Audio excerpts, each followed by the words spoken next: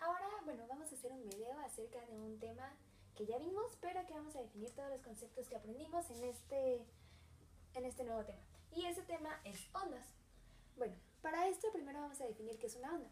Una onda es una perturbación que se genera en un espacio o en un medio y que esta perturbación transporta energía.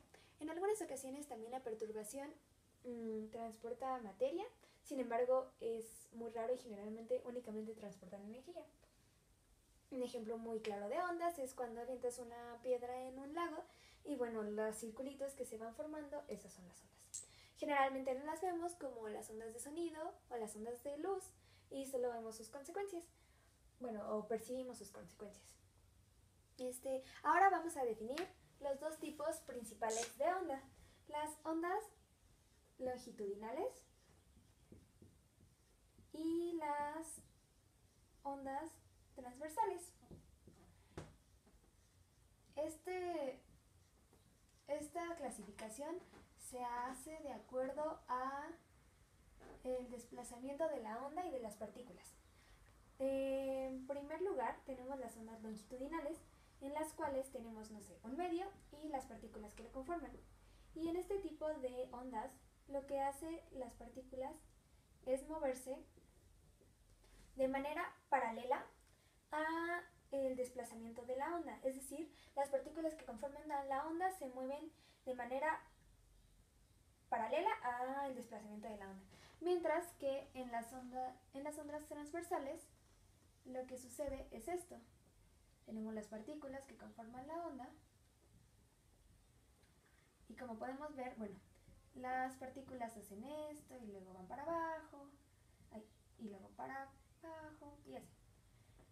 Y la onda viaja para acá. Entonces, en el caso de las ondas transversales, tenemos que las partículas se mueven de forma perpendicular a cómo sucede el desplazamiento de la onda.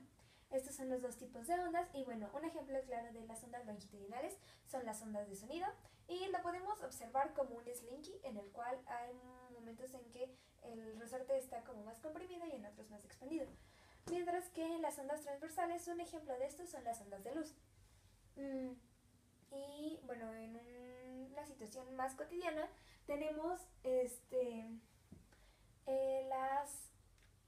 las ondas que producen los sismos, que pueden ser tanto longitudinales y transversales, y bueno, esto en sismos se define como longitudinales son ondas oscilatorias, mientras que cuando son transversales es un sismo trepidatorio.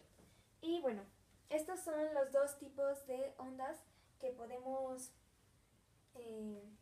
tener y bueno, son la clasificación que tenemos. Ahora, bueno, vamos a hablar un poco más de las descripciones matemáticas que rigen este tipo de movimiento. Sabemos que las ondas generalmente es una perturbación periódica, es decir, sigue como un cierto ritmo. Y bueno, esta periodicidad se expresa como una función senoidal. A diferencia de lo que vimos anteriormente con oscilación de partículas, que la función, para encontrar el desplazamiento o la posición de una sola partícula solo lo necesitamos tener en función del tiempo. Sin embargo, ahora para las ondas necesitamos que la posición se describa en función del desplazamiento en el eje de las X y en el tiempo. Ahora, vamos a dibujar dos gráficas en las cuales podamos ejemplificar esto. Tenemos nuestras dos gráficas y como dijimos, ya vamos a tener que el movimiento, la posición más bien de la onda va a estar en función de dos cosas, el desplazamiento en X y el tiempo. Para hacer nuestras gráficas vamos a suponer que en una estamos en una posición 0, una posición constante, y aquí en un tiempo constante. Entonces, por lo tanto, nos va a ser nuestro desplazamiento en X medido en metros, y es nuestro desplazamiento en Y medido en metros. No, un error. Va a ser distancia contra tiempo, que va a ser en segundos, y va a ser distancia con respecto a desplazamiento en X, que también se mediría en metros. Ahora, vamos a dibujar nuestra onda. Y bueno, ¿cómo se forma esta onda? Imaginen esto, como tenemos nuestra posición en x0, conforme va pasando la onda, vamos a ver, imagínense que vamos tomando una foto cada vez que va avanzando los segundos. Primero vamos a ver que una partícula corta en el eje X en este punto, y conforme va subiendo esta ondita, vamos a ver que corta en este punto, corta en este punto, corta en este punto, corta en este punto, y así sucesivamente, y luego va a ir bajando. Si uniéramos todas estas fotos, nos saldría una función como esta. Y bueno, esa sería nuestra gráfica cuando consideramos que es siempre en una posición de x0. Y vamos a definir que esta distancia que hay entre los dos antinodos, pero ambos sobre el eje X, este se define como periodo. El periodo, como ya habíamos visto, es el tiempo que se tarda en dar una oscilación, en este caso la onda. Ahora, bueno, supongamos que esto está para abajo, y ahora sí podemos decir que los antinodos que están sobre el eje X es un periodo. Digo, sí, un periodo.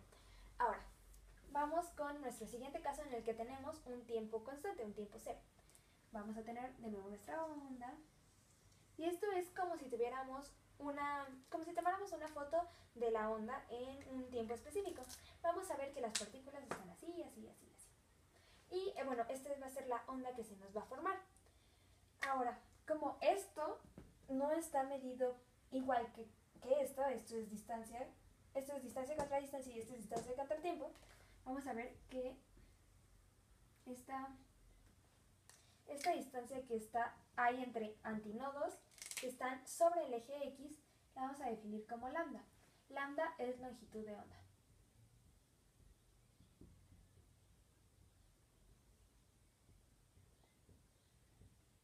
Y bueno, esta es la distancia que hay entre dos antinodos, ambos que estén sobre el eje X. Ahora, para esta podemos ver que como X está en 0, nuestra ecuación va a estar igual que la función cuando evaluábamos solo una partícula. Como X es 0, solo va a estar en función del tiempo.